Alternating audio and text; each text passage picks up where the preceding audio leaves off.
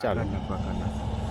જ્યારે તમે સ્થળ ઉપર જાઓ, સર્વે નંબર ખબર ના હોય તો સર્ચના ઓપ્શનમાં જવાનું અને ગમે તે એક સર્વે નંબર નાખવો.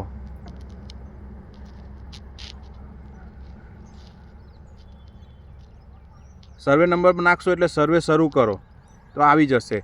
પણ જો તમને સર્વે નંબર ખબર નહીં હોય ને 212 લખ્યો છે, આ એક દાખલા તરીકે છે, તો આ રીતે ગ્રીન કલરની બોર્ડર આવી જશે. તો તમે આને નાનું કરશો તો તમે જે જગ્યાએ હશો ત્યાં આગળ તમારું જીપીએસ બતાવશે. તો તમે ક્યાં આગળ છો એ તમને તમારી એક્ઝેક્ટ લોકેશન ખબર પડશે. આગળ વધો પણ તો તેમાંથી તમે એ સર્વે નંબર શોધી શકશો. આ સર્વે નંબર શોધવા માટેનું થયું.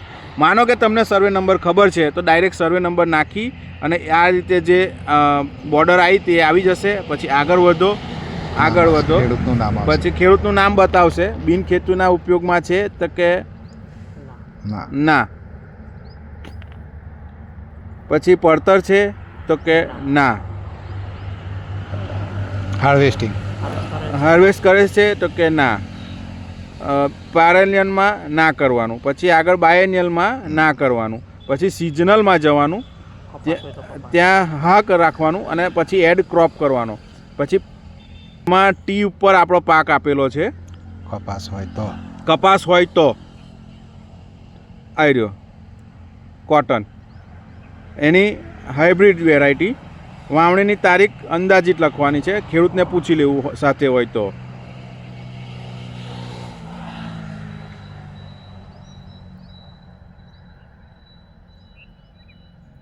ઓકે કરશો એટલે આગળ તમારો વિસ્તાર નાખવાનો આવશે.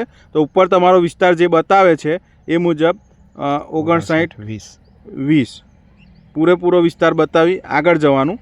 હવે પિયતનો પ્રકાર જોવાનો. ખેતર પિયત છે? હા. પિયતનો સ્ત્રોત તો કે બોરવેલ. એટલે ખેડૂતને પૂછશો તો ખ્યાલ આવશે. અને પાછળ અહીંયા હવે ફોટોગ્રાફ્સ લેવાના છે. આ રીતે તમે કોટનનો ફોટોગ્રાફ્સ લઈ શકો છો. હા, ઓકે. હવે બીજા એંગલથી લેવાના છે. 3 ફોટા લેવાના છે, કહી દો. 2 ફોટા પણ એપ્રુવલ છે. વ્યવસ્થિત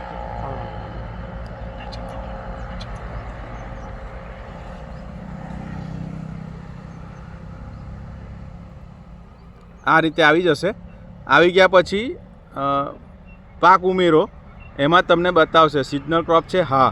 હવે આગળ વધવાનું અને સીધું તમારું બધું જ બતાવે છે. મેં મીડિયા ફાઇલો અને અન્ય ડેટા ચકાસણી કરી છે. ઓકે, અહીંયા ટીક ક્લિક કરશો અને પછી સાચવશો એટલે સેવ થશે. એટલે થઈ ગયું. પછી તમારો જે અપલોડ કરેલ છે એમાં બતાવશે સર્વે બાકી 414 સર્વે નંબર અને અપલોડ કરેલ અને વધશે. એટલે તમારા 3 આ અહીંયા ખેડૂતે 3 કર્યા છે આ સર્વેયરે, એટલે 3 બતાવે છે અને 414 બાકી બતાવે છે. એ જ રીતે તમે બીજા સર્વે નંબર કરી શકો છો આજુબાજુમાં. ઓકે.